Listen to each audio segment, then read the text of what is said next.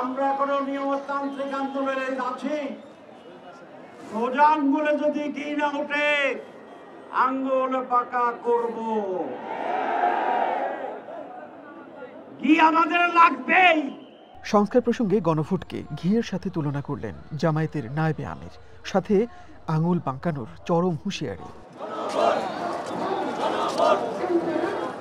জামায়াত সহ সমমনা ৮ দলের গণমিছিল ও প্রধান উপদেষ্টাকে স্মারকলিপি দেওয়ার কর্মসূচি। তাদের ৫ দফা দাবি: চলতি নভেম্বরের মধ্যে গণভোট, পিআর পদ্ধতিতে নির্বাচন, লেভেল প্লেইং ফিল্ড নিশ্চিত করা, ফ্যাসিস্টের বিচার, জাতীয় পার্টি ও ১৪ দলের কার্যক্রম নিষিদ্ধ করা।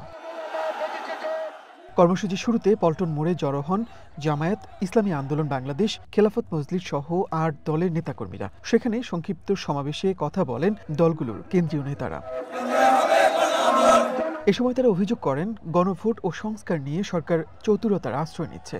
তবে যে কোনো মূল্যে জাতীয় নির্বাচনের আগেই গণভোটের দাবি আদায়ের হুঁশিয়ারি দেন তারা। ১৭ বছরের স্বৈরাচারের কবল থেকে উদ্ধার করেছিল, তাদের আইনি স্বীকৃতি দেওয়ার জন্য জুলাই সনদের অবিলম্বে গণভোট নভেম্বরে ব্যবস্থা করতে হবে।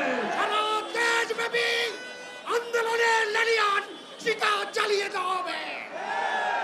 আমরা বিএনপিকে বারবার বলেছি, বিএনপি প্রত্যেকটি কথায় না না বলেছে। আমরা বিএনপিকে বলতে চাই, শুধু না না না হ্যাঁ বলা শিখো। জামায়াত নেতারা বলেন, আলোচনার মাধ্যমে সংকট নিরসনের আহ্বান জানিয়েছে সরকার। আলোচনার সেই উদ্যোগ সরকারকেই নিতে হবে। এসব দাবিতে ১১ নভেম্বর আন্দোলনরত ৮ দলের পক্ষ থেকে ঢাকা চলো কর্মসূচি ঘোষণা করা হয়। জাতীয় নির্বাচনের তফসিল ঘোষণার পরেও গণভোট করতে আইনি কোনো বাধা নাই। সুতরাং সময় আছে, আরো 15 দিন ক্ষেপণ করবেন, সময় থাকবে। আরো 15 দিন ক্ষেপণ করবেন, সময় থাকবে। আরো ক্ষেপণ করবেন, সময় নতুন ভাবে বের হবে।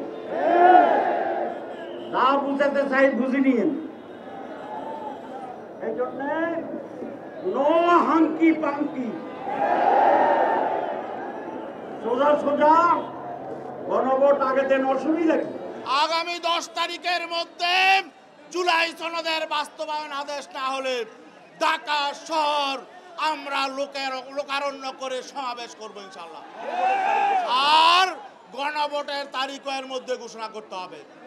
নির্বাচনের সাথে গণভোট হবে না, একসাথে তফসিল হবে না, গণভোটের তফসিল আগে হবে।